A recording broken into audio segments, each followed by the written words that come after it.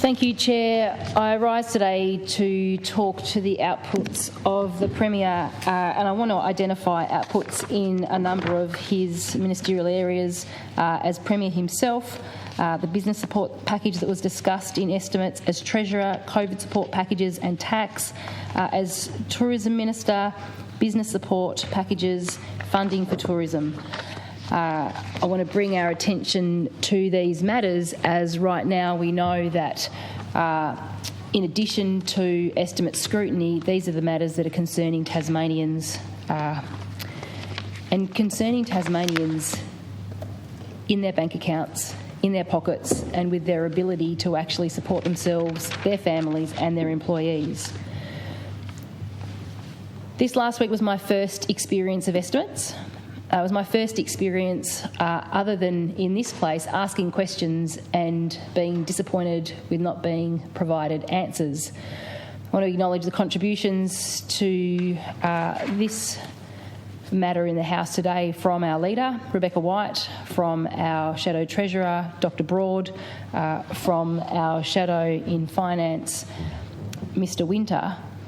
and identify that for us there is nothing more important right now than when, on behalf of our community, questions are asked, that answers are provided. When announcements are made, detail is available.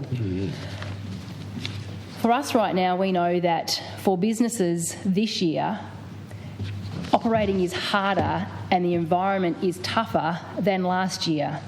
And we all know and acknowledge, and it's the reason why significant support was rolled out, that last year was horrendous for many businesses, micro, small, medium and large, across the entire state, particularly in the tourism sector.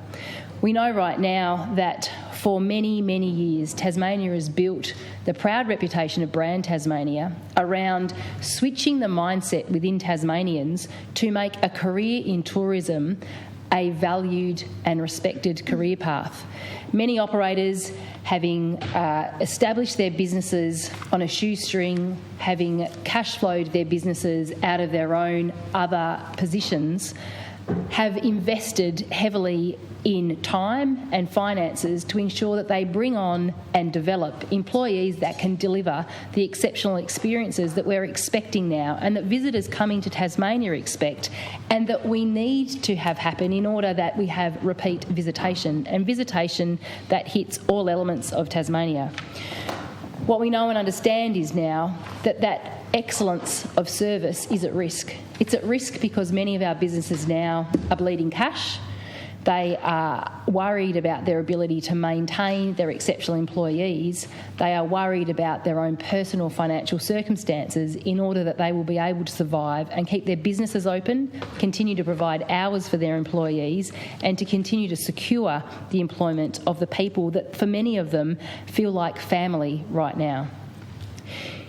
In tourism, we've had peak bodies also calling out to the government for support. We acknowledge today, subject to some pressure applied not only in last week in estimates but in recent months, that announcements were made further today. However, as of this moment, coming back into the House after lunch, still no detail is available. Businesses that wake up this morning and feel like there may be opportunity for support are now not clear on what that means, on what they have to do to secure it, or when, in fact, as they are facing payroll to the end of the week, as they are facing leasing, stock and other pressured expenses, whether they can get through this week, next week, or whether they have to wait for 4 weeks for any support to reach their bank accounts. The question that Tasmanian Labor have is, when will, in writing, details be available of the support packages that have been announced today, in order that businesses and their employees can seek clarity and confidence around their decisions now, that is putting pressure not only on their business finances, their personal finances, and those of their employees and the communities within which they live. Businesses need to be assured of when this detail will be in writing and when cash payments for those that are eligible will be available into their bank accounts to support their cash flow and ensure their ongoing operations into, hopefully, a positive summer season. Not only that, but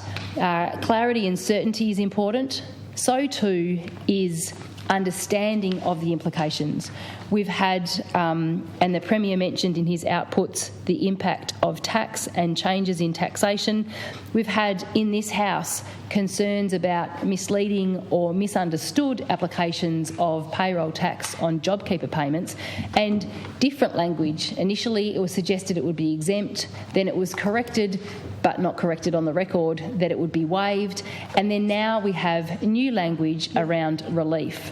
What does relief mean for the eligible businesses in Tasmania when they're considering their cash flow and their payroll tax liabilities? Does it mean the can is being kicked down the road and right now they may not have to pay, but in future pay it back? Does it mean that it's waived or that it's exempt? This level of clarity is essential for businesses who are making decisions not only on a monthly, weekly, but sometimes daily basis on what they can continue to do, if they can continue to open their doors and provide the hours of certainty for their employees.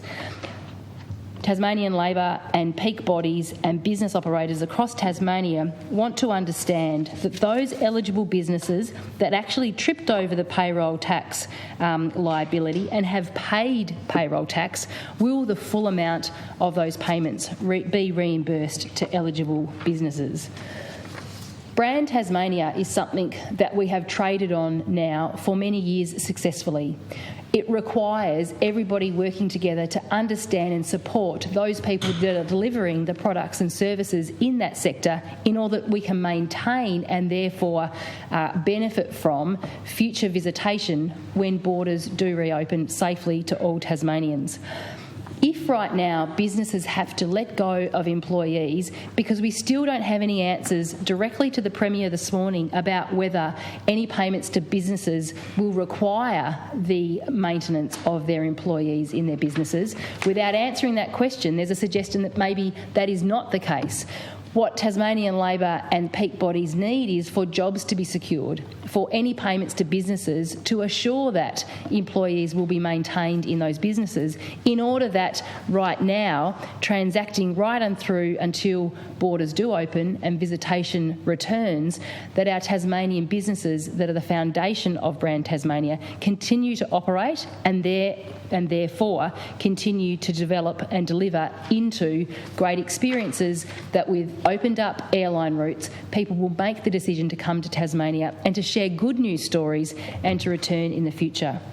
So in speaking to the output from the estimates of last week, where the Premier in the area of Premier, Treasurer and Tourism had comment on each of these issues, and with the pressure that Tasmanian Labor continue to provide in this area of understanding the realities of the pressure for business and what's important to deliver